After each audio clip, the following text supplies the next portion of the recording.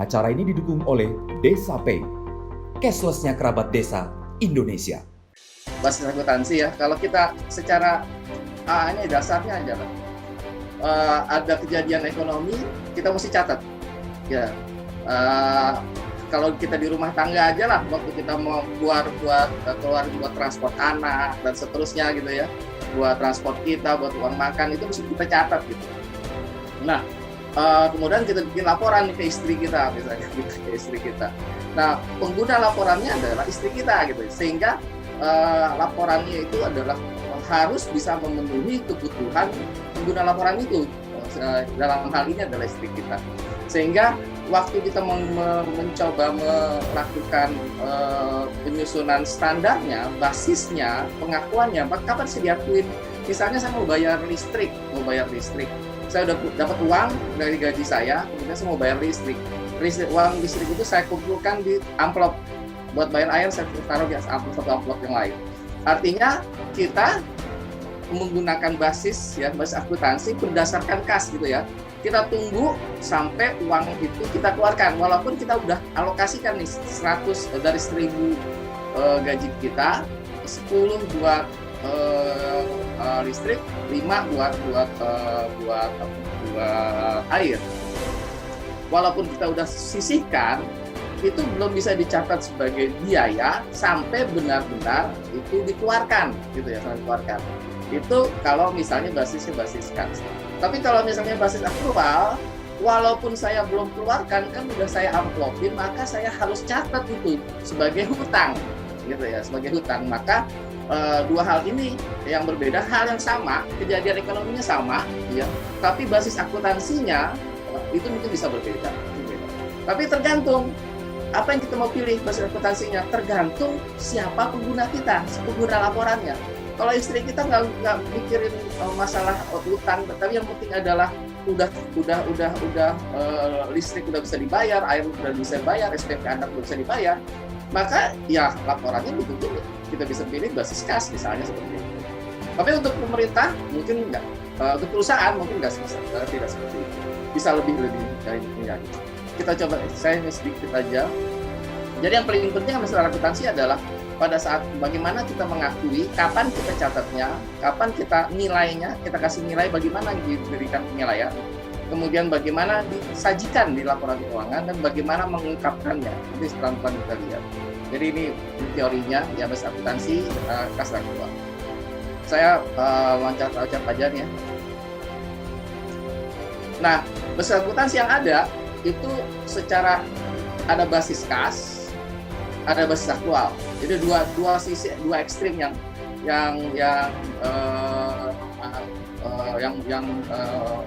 utama. Tapi di tengah-tengah basis kas dan basis aktual adalah kita sebut sebagai modified cash basis, ada modified actual basis. Nanti itu yang disebut CTA itu cash towards aktual, itu bukan nggak basis kas, tapi nggak juga basis aktual gitu ya. Basis kasnya seperti apa, basis aktual seperti apa, itu yang terjadi waktu penyusunan cash towards aktual standar. Jadi intinya adalah basis kas itu dicatat pada saat kas keluar atau kas masuk. Jadi tadi saya mungkin ada dari teman-teman yang sudah mencoba meng-capture non-cash transaction, transaksi non-cash gitu ya, non-cash non-cash yang coba diambil datanya, kemudian dicatat. Masalah dari non-cash transaction itu Sukabumi yang punya sistem informasi non tunai tadi itu ya. Kita itu mencoba mencatat non-cash transaction. Pencatatan basis kas nggak berarti yang non-cash itu nggak dicatat ya. Tapi dia dicatat bukan sebagai catatan utama, dia sebagai suplemen, sebagai supporting. Yang utamanya adalah basis kasnya, bagaimana mencatat basis kasnya.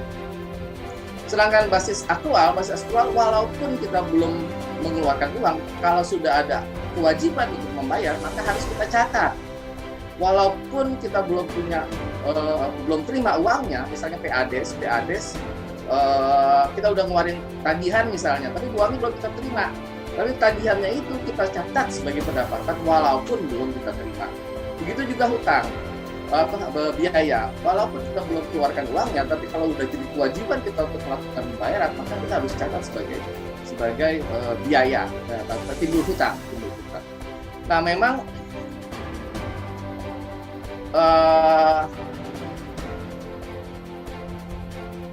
untuk memilih basis akuntansi yang mana, ya kalau kita lihat ada kejadian ekonomi, kemudian ada akuntansi, kemudian pasti transaksi itu setiap transaksi itu kalau nggak menyangkut aset atau menyangkut kewajiban, ada aset, kewajiban. Aset itu kalau kita terima uang itu berarti kita aset, tapi kalau misalnya kita melakukan satu pembayaran, maka dia menjadi kewajiban.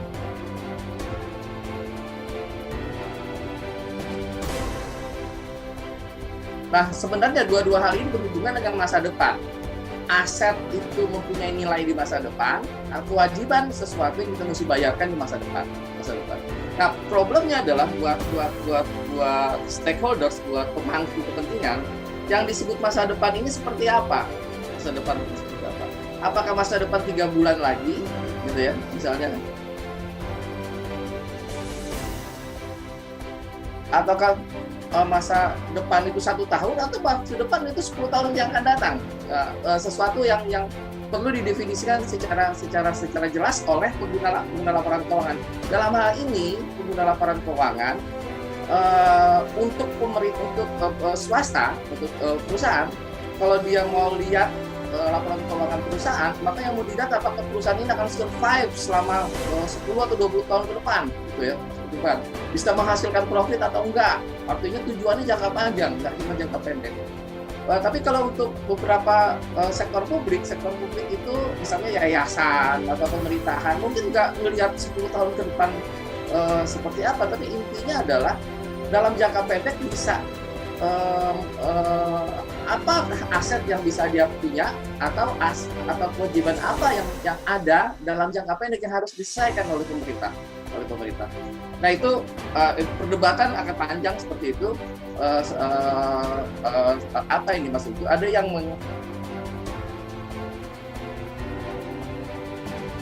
jadi ada yang menekankan berfokus pada sumber daya jangka pendek dan sumber daya jangka panjang. Nah, inilah yang membedakan sebenarnya. Membedakan kenapa perlu basis kas atau basis aktual atau basis tengah-tengah, gitu ya. Itu sesuatu hal yang sebenarnya adalah kebutuhan dari pengguna laporan keuangan terhadap informasi yang akan disediakan oleh satu entitas pemerintah. Dalam hal ini, kalau misalnya jangka pendek, apa yang mesti dilaporkan? Kalau jangka panjang, apa yang mesti dilaporkan? Kalau kita lihat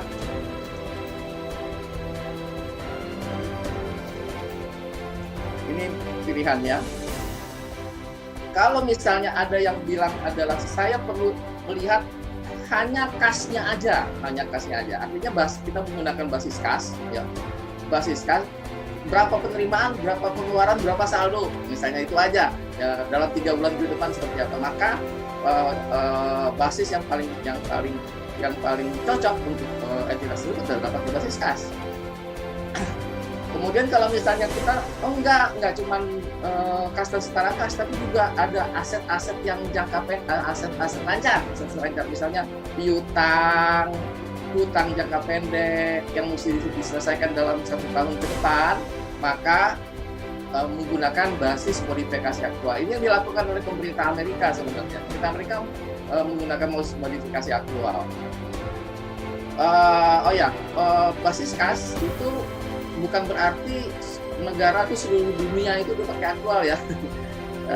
Banyak negara ini masih pakai basis kas. Misalnya negara-negara Jerman, Belanda, Jepang, pemerintahan pusatnya itu menggunakan basis kas. Kenapa? Karena mereka fokus pada kas yang jangka pendek banget.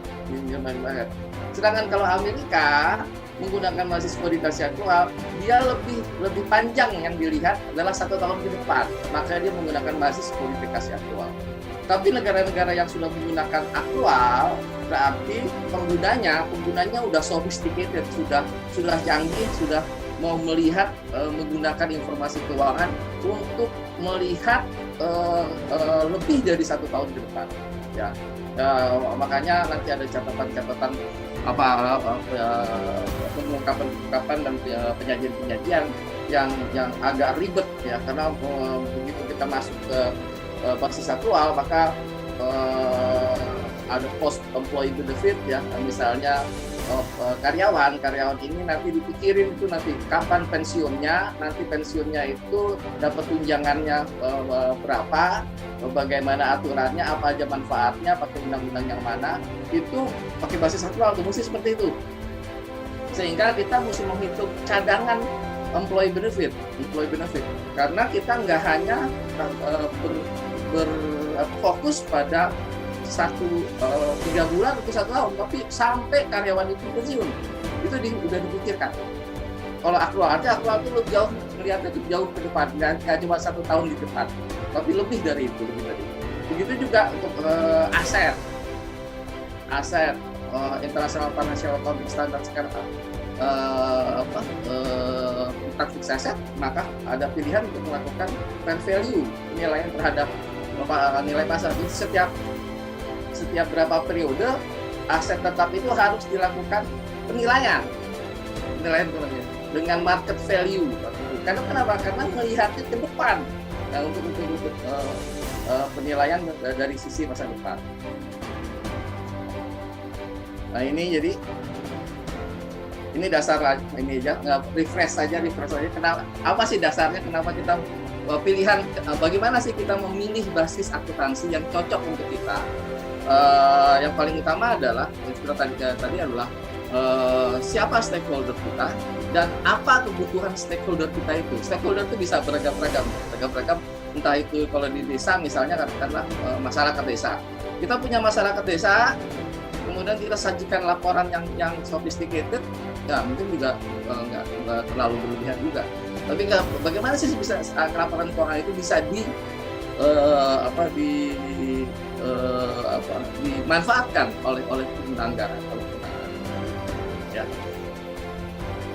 Ini ada beberapa. Jadi kalau kita lihat tadi di depan Bu Furi juga disebutkan bahwa Permendagri 20 itu pakai IPSAS gitu. IPSAS itu sebenarnya adalah International Public Sector Accounting Standard. Jadi ini adalah asosiasi ya sektor publik, akuntan sektor publik yang menetapkan standar-standar dunia lah, baik sebenarnya di atasnya ada IFAC, ada International Federation of Accountants.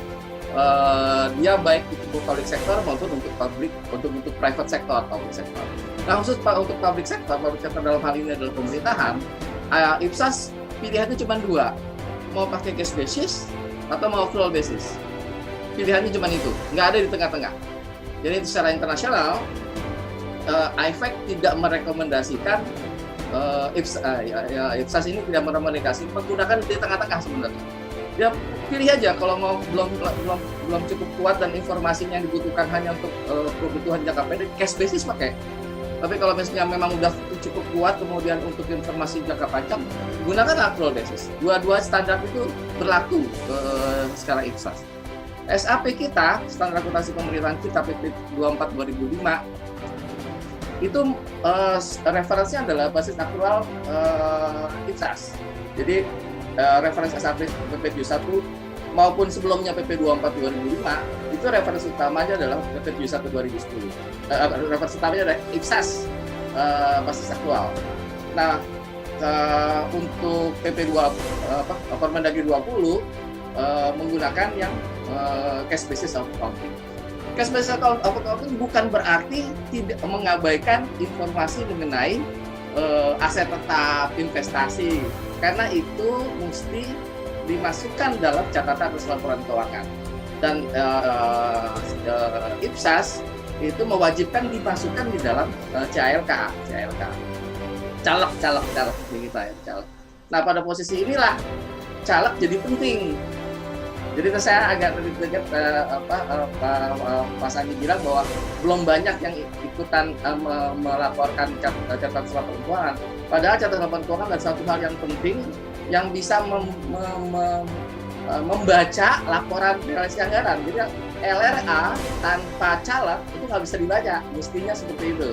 Karena caleg adalah bagaimana membaca LRA, laporan realisasi anggaran desa. Ya. Jadi kenapa secara originalnya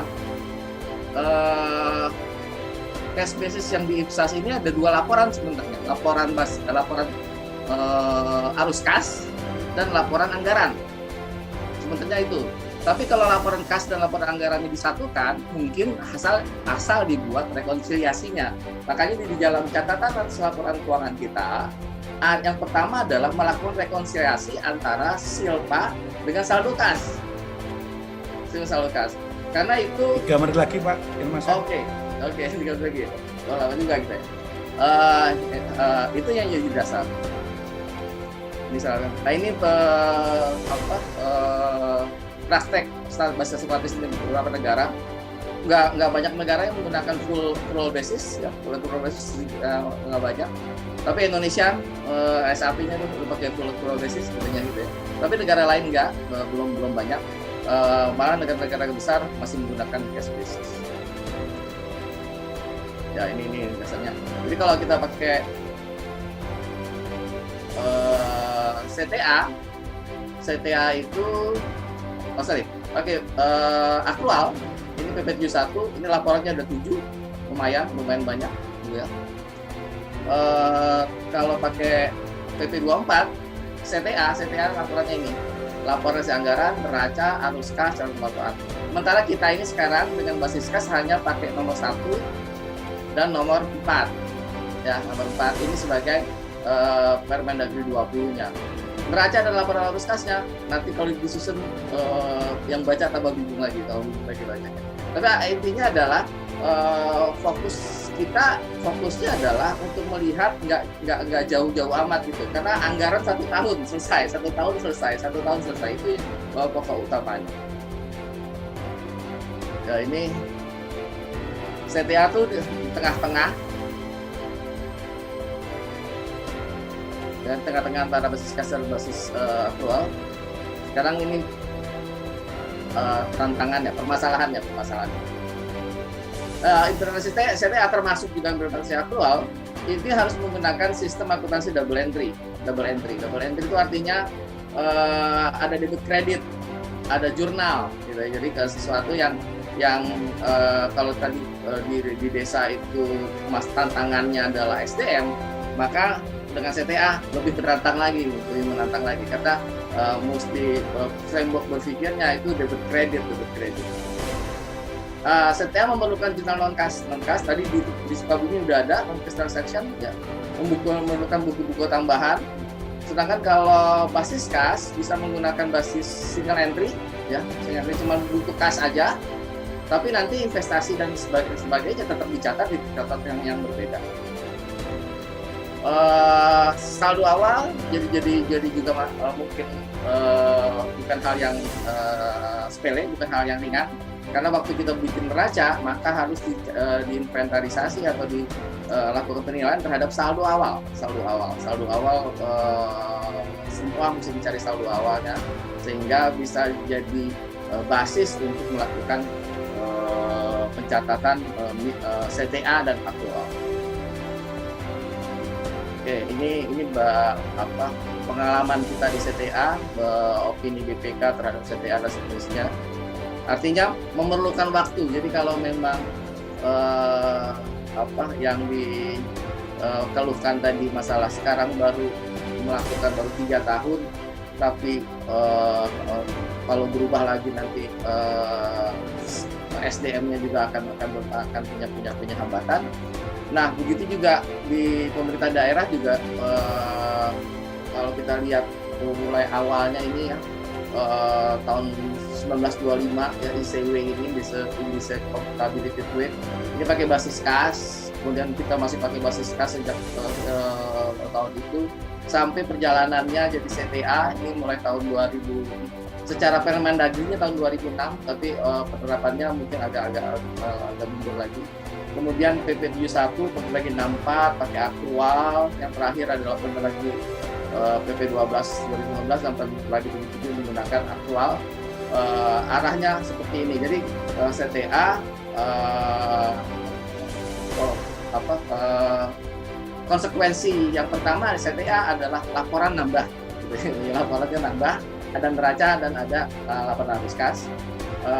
Kalau kita mau ke akrual, nambah lagi dari tadi 5 menjadi 7 laporan. Nah itu yang mungkin saya nggak perlu waktu yang panjang, dan mungkin perlu strategi di pusat untuk bisa menerapkan. Mungkin gitu aja Pak.